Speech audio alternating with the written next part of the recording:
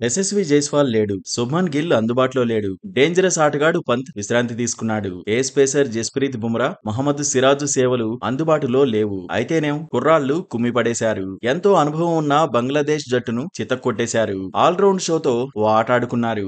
గ్వాలియర్ లో 14 ఏళ్ల తర్వాత జరిగిన మ్యాచ్ లో అభిమానులను అలరించారు. టీమిండియా ఫ్యూచర్ పై అంచనాలు పెరిగేలా చేశారు. 3 మ్యాచ్ల సిరీస్ లో భారత జట్టు 1-0తో లీడ్ లోకి వెళ్లేలా సక్సెస్ అయ్యారు. కెప్టెన్ గా సూర్యకుమార్ యాదవ్ మంచి మార్కులు సాధించాడు. శ్రీలంకతో సిరీస్ గెలిచిన జోష్ ను కొనసాగించాడు. హెడ్ కోచ్ గౌతమ్ గంభీర్ సైతం అగ్రెసివ్ గేమ్ ప్లాన్ తో యువ ప్లేయర్లను ఎంకరేజ్ చేశాడు. హెడ్ కోచ్ గా మరో సక్సెస్ ను అందుకున్నాడు. నిజానికి గ్వాలియర్ లో తొలుత బ్యాటింగ్ చేసిన బంగ్లాదేశ్ ను భారత బౌలర్లు ఏ దశలోనూ కోలుకోనివ్వలేదు. పేసర్లు, స్పిన్నర్లు అనే తేడా లేకుండా చెలరేగిపోయారు. దీంతో మరో బంతి ఉండగానే బంగ్లాదేశ్ ఆలౌట్ అయింది. 127 పరుగులకే పరిమితమైంది. బంగ్లాదేశ్ బ్యాటర్స్ లో మెహ్దీ హసన్ మిరాజ్ 35 పరుగులతో నాటౌట్ గా నిలిచాడు. బంగ్లా తరఫున టాప్ స్కోరర్ మెహ్దీ హసన్ మిరాజే. కెప్టెన్ షంటో 27 పరుగులు సాధించాడు. బాల్ తో హర్షదీప్ సింగ్ ఫైర్ అయ్యాడు. 3.5 ఓవర్లలో 14 పరుగులు మాత్రమే ఇచ్చాడు. 3 వికెట్లు సొంతం చేసుకున్నాడు. కంబ్యాక్ ఆటగాడు వరుణ్ చక్రవర్తి కూడా రాణించాడు.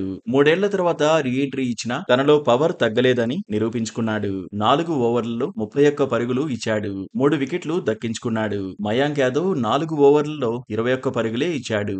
1 ఓవర్ మెయిడెన్ వేశాడు. 1 వికెట్ దక్కించుకున్నాడు.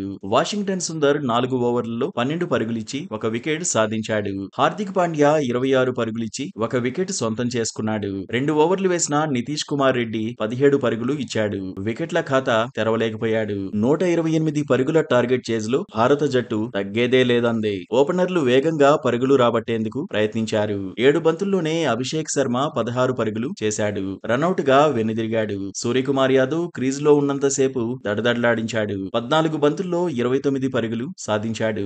సంజు శాంసన్ 19 బంతుల్లో 29 పరుగులు కొట్టాడు. ఆ తర్వాత హార్దిక్ పాండ్యా, నితీష్ కుమార్ రెడ్డి దంచేశారు. మరో 49 బంతులు ఉండగానే టీమిండియా విజయం సాధించింది. హార్దిక్ పాండ్యా 16 బంతుల్లో 39 పరుగులు, నితీష్ కుమార్ రెడ్డి 15 బంతుల్లో 16 పరుగులతో నాటౌట్ గా ఉన్నారు. భారత విజయంలో కీలక పాత్ర పోషించిన హర్షదీప్ సింగ్ కు player of the match award దక్కింది.